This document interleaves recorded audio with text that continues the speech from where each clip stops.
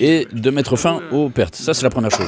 Deuxième chose, nous sommes d'accord avec la proposition de mettre fin aux hostilités, mais nous partons du fait qu'un cessez-le-feu doit être tel qu'il puisse amener à une paix à long terme. Et pour cela, il faut éliminer. En ce qui concerne le fait est-ce que l'Ukraine est prête au cessez-le-feu, ce que je dirais, c'est que c'est l'appréciation que j'ai. Mais première chose, je tiens à remercier le président des États-Unis, Donald Trump, d'accorder une grande attention et tant d'attention au règlement de la question ukrainienne. Nous avons cage physique totale, ils ne pourront plus du tout sortir. Il n'y aura que deux moyens, soit se rendre, soit mourir. Et donc ces 30 jours, comment ils vont être utilisés pour qu'en Ukraine se poursuive la mobilisation forcée, pour que des armes soient livrées à l'Ukraine, pour que les unités mobilisées puissent suivre une formation, ou bien il n'y aura rien de tout cela. Alors, il y a une question qui se pose. Comment va se résoudre la question de la vérification, du contrôle? Et comment aurons-nous la garantie que rien de tout cela ne se produira? Comment ce contrôle sera-t-il effectué? Et j'espère ici que tout le monde aura le bon sens de comprendre que c'est une question essentielle.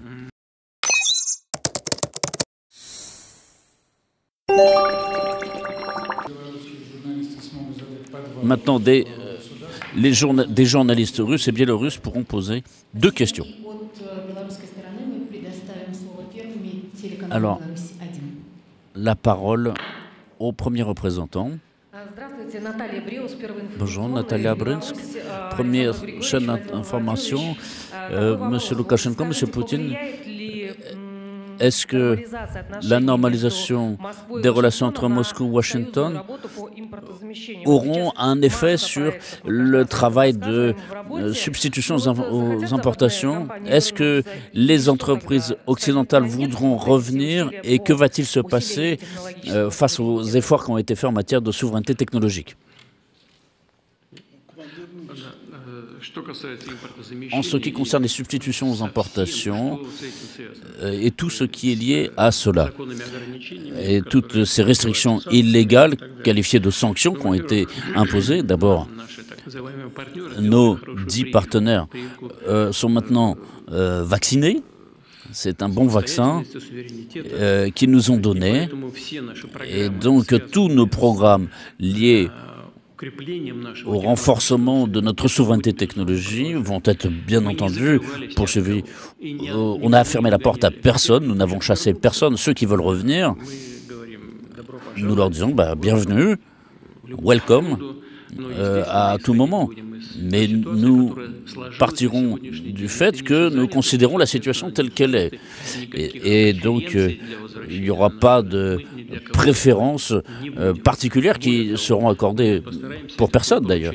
En tout cas, nous, il y a déjà un programme entre les mains du gouvernement qui va travailler là-dessus, qui permettra de favoriser nos producteurs à nous, en ce qui concerne des aspects essentiels et mixtes de notre activité économique qui sont liés au secteur d'avenir.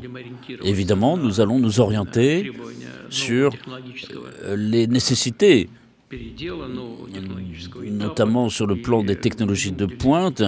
Nous allons anticiper et en même temps, nous allons, si on parle de nos partenaires, évidemment, si cela se manifeste de façon positive pour nous comme pour eux, évidemment.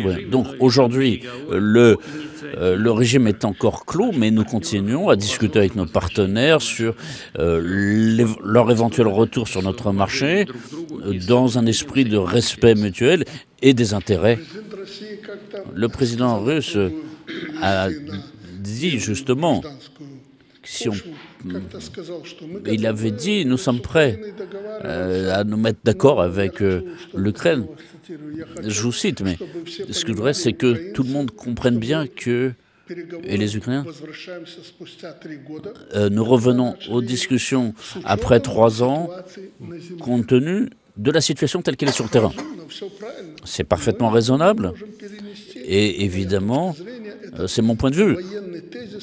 On peut appliquer les principes militaires dans le domaine civil. On part des conditions telles qu'elles sont. Le temps est passé, la situation sur le terrain a évolué. Donc venez si vous voulez, bienvenue. Mais comme l'a dit le président, nous avons appris beaucoup de choses pendant ce temps. Nous avons appris à faire beaucoup de choses. Nous en tirons les conséquences. Et je suppose que nous envisageons, si vous voulez faire ça, venez, d'accord, on a besoin de vous. Si ce n'est pas le cas, alors c'est non. Si oui, eh on choisira le meilleur. Donc la situation a évolué, d'accord, la balle est dans notre camp, mais nous savons comment répondre. Et puis ensuite, il faut bien comprendre que pendant ces 3 années, sous une pression de sanctions qui a été forte, on s'est mobilisé, nous avons fait beaucoup de choses, et nous avons bien l'intention de continuer sur notre voie, mais nous choisirons ce dont nous avons besoin. Je pense que cela est parfaitement juste, et le président Poutine en a souvent parlé. On n'a fermé la porte à personne, mais nous accepterons en fonction de nos intérêts et de la situation sur le terrain, dans la mesure où ça nous est avantageux. Un média russe maintenant.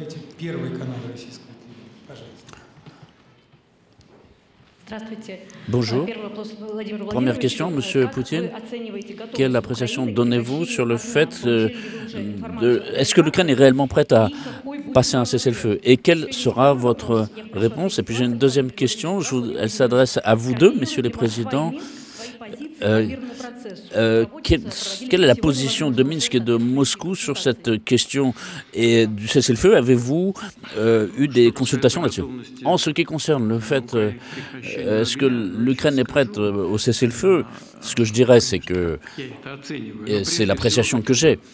Mais première chose, je tiens à remercier le président des États-Unis, Donald Trump, d'accorder une grande attention et tant d'attention au règlement de la question ukrainienne. Nous avons évidemment suffisamment les uns les autres d'affaires à traiter, d'affaires courantes, mais évidemment les chefs d'État, il y a le Premier ministre indien, il y a le président chinois, il y a le président brésilien, le président sud-africain qui accordent beaucoup de temps et d'efforts à ces questions. Évidemment, nous leur sommes reconnaissants parce que cette activité est évidemment noble puisqu'il s'agit ici de mettre fin aux hostilités et de mettre fin aux pertes. Ça, c'est la première chose. Deuxième chose, nous sommes d'accord avec la proposition de mettre fin aux hostilités, mais nous partons du fait qu'un cessez-le-feu doit être tel qu'il puisse amener à une paix à long terme. Et pour cela, il faut éliminer les sources premières, les causes premières de cette guerre. Ensuite, savoir si l'Ukraine est prête à un cessez-le-feu. La rencontre entre les Américains et les Ukrainiens en Arabie Saoudite, évidemment, elle peut paraître comme une prise de décision de la part de l'Ukraine sous pression des Américains. En réalité, je suis absolument convaincu que la partie ukrainienne aurait dû réclamer cela aux Américains de façon beaucoup plus insistante sur la base de, comme vient de le dire M. Loukachenko, de la situation sur le terrain. Or, telle qu'elle est. Et je pense que parmi vous, beaucoup d'entre ont dû remarquer que je me suis rendu dans la région de Koursk et j'ai écouté les comptes rendus de l'état-major général et du groupement de forces sur le terrain à propos de la situation dans les zones frontalières et dans la région de Koursk d'une manière générale, et sur ce qui se produit sur place. Donc la situation est totalement sous notre contrôle, et le groupement de troupes qui est ukrainien qui est sur notre territoire est complètement isolé, et il est sous notre feu. Donc, le commandement de ces troupes ukrainiennes à l'intérieur de cette zone de l'incursion, le contrôle est perdu. Et si dans les premières étapes, il y a 1-2 semaines, les militaires ukrainiens essayaient de sortir de cette poche par grand groupe, aujourd'hui c'est impossible, ils essayent de sortir par petits groupes, 2-3 hommes à la fois, parce que tout est sous le contrôle total du feu de notre côté. Les troupes sont abandonnées, ils ne peuvent pas les évacuer. Ça, c'est garanti. Et si ces derniers jours, il y a un blocage physique total, ils ne pourront plus du tout sortir. Il n'y aura que 2 moyens, soit se rendre, soit mourir. Et dans ces conditions, je pense que pour la partie ukrainienne, il serait bon d'obtenir un cessez-le-feu, effectivement, pour 30 jours, et nous sommes d'accord. Mais il y a un point. C'est quoi ce point? La première chose, qu'allons-nous faire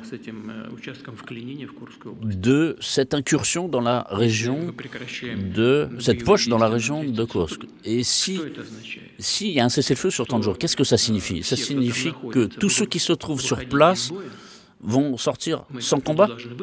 On doit les laisser sortir après les crimes de masse qu'ils ont commis contre nos civils?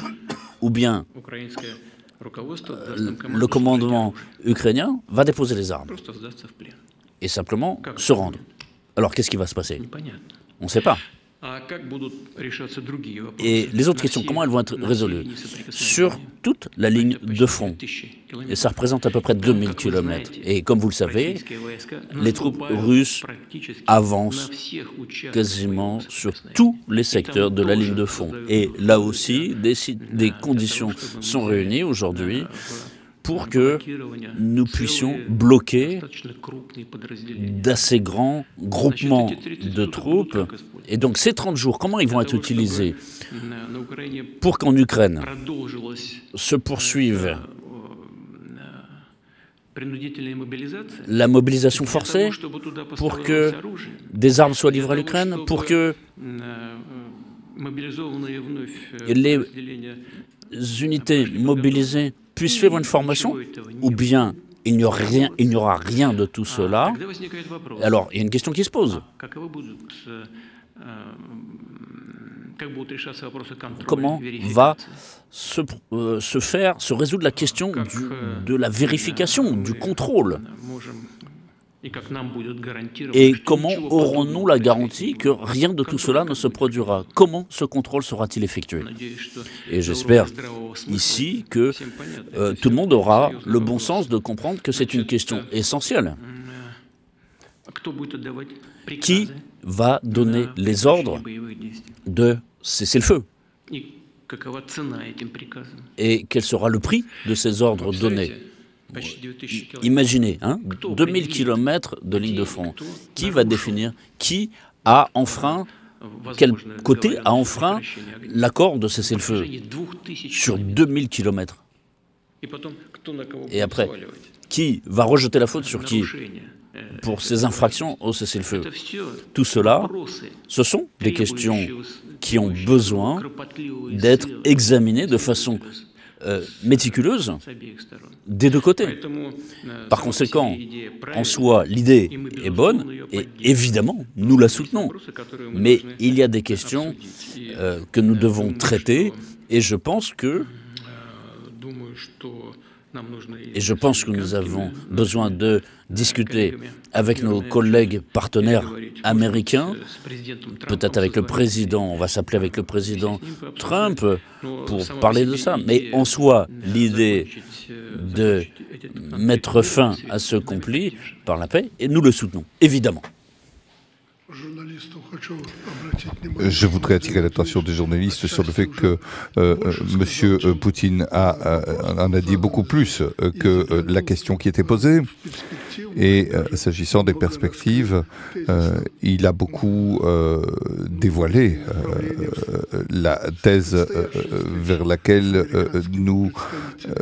va s'orienter la rencontre avec les représentants américains. Nous avons la même position que la Fédération de Russie, depuis longtemps. Tous les accords concernant le conflit en Ukraine, eh bien, nous l'avons fait. Nous avons toujours, et nous continuerons toujours de défendre la même position. Mais aujourd'hui, ni la Russie, ni la Biélorussie constituent la raison de base de ce conflit. Je me souviens qu'un processus avait commencé et puis, même avant le conflit, on était prêt à se mettre d'accord. Mettons-nous d'accord, nous ne voulons pas la guerre, en aucun cas. Volodya Zelensky et nous-mêmes avions bien convenu que nous ne voulions pas la guerre. Et c'est l'histoire classique, malheureusement. Et demain, les chefs en Amérique changent et qu'est-ce qui va se passer? C'est pourquoi je réponds directement à votre question. Les Ukrainiens devaient cesser le feu depuis très longtemps et s'asseoir à la table des négociations. Les contacts sont entretenus, mais les Occidentaux n'ont pas affiché une telle position.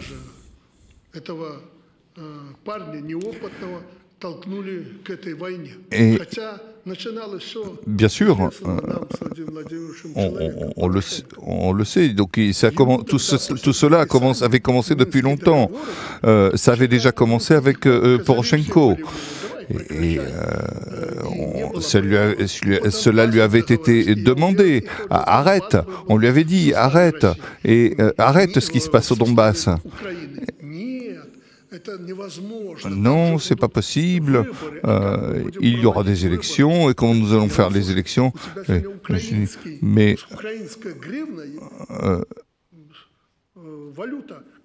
tu as le grivna. De quoi tu as besoin? Donc il n'y a plus de devise, il n'y a plus d'élections, il y a seulement la guerre aujourd'hui. Et tout avait commencé et M. Poutine était impliqué dans ce processus. Et il y avait des possibilités. Pourquoi ils n'ont pas arrêté l'opposition? Pourquoi ils n'ont pas arrêté? Et ils ne l'ont pas fait. Et pour ce qui est de notre position, elle est identique. Et je veux attirer l'attention, puisque nous sommes avec des journalistes, une prédiction. Si les Russes se mettent d'accord avec les Américains, les Ukrainiens et les Européens seront dans le même bateau. Ils ont aujourd'hui le destin de toute l'Europe qui se conduit, au moins pour les médias, de façon inacceptable. Et aujourd'hui, une autre fois, ils nous ont promis un certain nombre de choses. Nous connaissons les objectifs des uns et des autres, les intérêts, et je dirais que ce qui est de Zelensky, eh bien,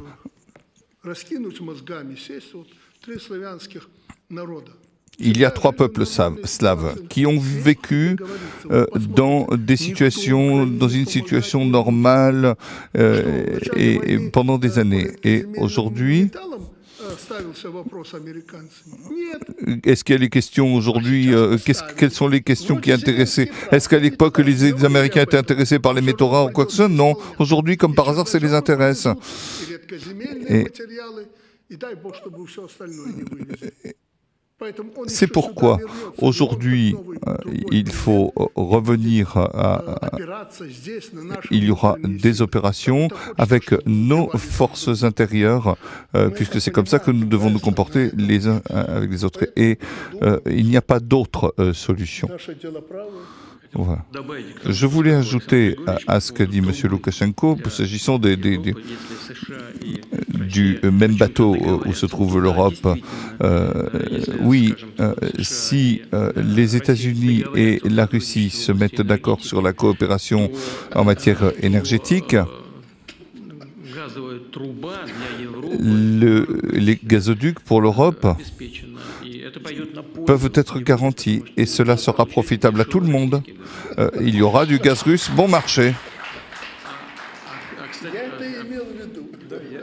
C'est ce que je voulais dire. Je vous ai compris. Pour ce qui est de la situation sur le terrain, comme l'a dit M. Loukachenko, elle change, elle évolue.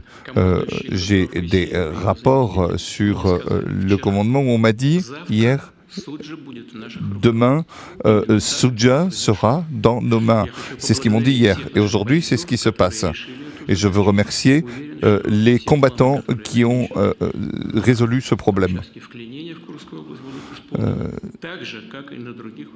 Et cela se fera exactement de la même manière sur les autres zones de combat. Et il n'y a pas que Soudja, il y a d'autres villages qui sont libérés les uns après les autres.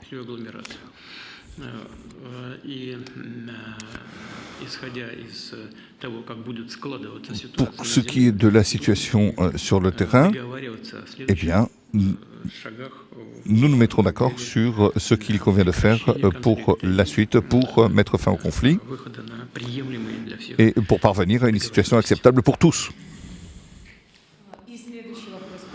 Une autre question, deuxième question. ONT, vous avez la parole. Bonjour. La question sur le même sujet, puisque c'est un des sujets les plus discutés. Monsieur le Président, les intérêts de la Biélorussie comme allié stratégique de la Russie, mais comme voisin aussi de l'Ukraine, est-ce que votre opinion sera prise aussi en compte? Est-ce que vous en avez parlé à vos collègues? Qu'est-ce que vous voulez dire exactement, dit le Président?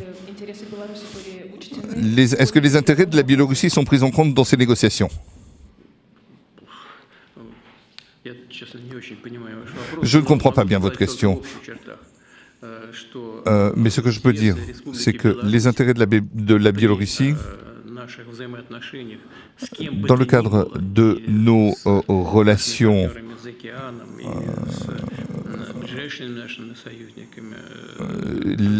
c'est un allié extrêmement proche et ses intérêts sont toujours pris en compte. Dans le cadre de l'union entre nos deux États, nous avons une conception commune de l'activité politique et de la coopération sur la scène internationale. Nous travaillons ensemble dans l'espace eurasiatique. Nous menons une coopération sur de nombreux plans, notamment le plan économique. Et nous ne pouvons pas ne pas tenir compte des intérêts communs. Et n'importe quelle mesure que nous prenons, tout ce que nous faisons a une influence sur la Russie, sur la Biélorussie. Donc tenir compte des intérêts de la Biélorussie fait partie de l'essence même des intérêts nationaux de la Russie. Pour ce qui est de ce qui se passe sur la frontière, les États-Unis et la Russie sont en train de se mettre d'accord, mais les intérêts de la Biélorussie seront bien entendu pris en compte. Ça, c'est la première chose. Et la deuxième chose, la Russie est notre partenaire qui connaît très bien nos intérêts et qui ne les laissera pas de côté, exactement comme l'a dit le président. C'est pourquoi les accords sur l'Ukraine entre les États-Unis et la Russie, ou la Russie et l'Occident, où il y aurait qui ne tiendrait pas compte des intérêts de la Biélorussie, c'est un délire.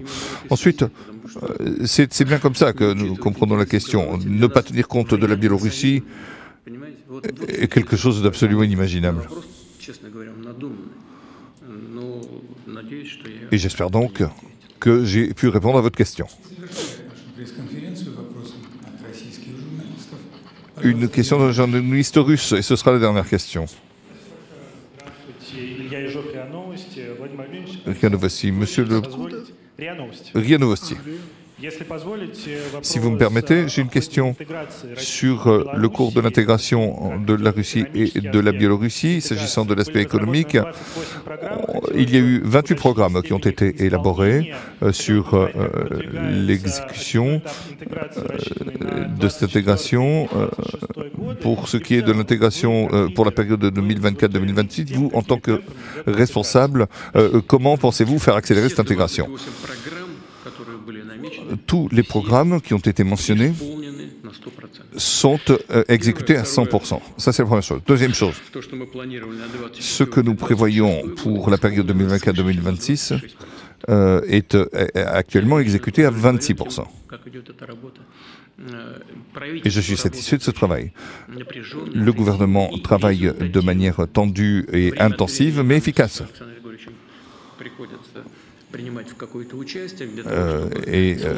Si le président de la Biélorussie veut prendre quelque part que ce soit, bien sûr, cela se fait dans l'ordre des travaux et avec des compromis. Et nous réussissons toujours à atteindre ces compromis. Voilà comment nous travaillons. Je n'ai rien ajouté. Je suis très heureux de ce que Vladimir Vladimirovitch est satisfait de la bonne marche de nos travaux, de notre coopération. Par exemple, lorsqu'on parle de technologie ou autre, lorsque un gouvernement ne peut pas faire des choses à son niveau, eh bien, nous discutons de ces questions et les choses se résolvent au fur et à mesure des négociations. Nous travaillons avec des groupes conjoints au sein de nos ambassades également. Merci beaucoup. Merci.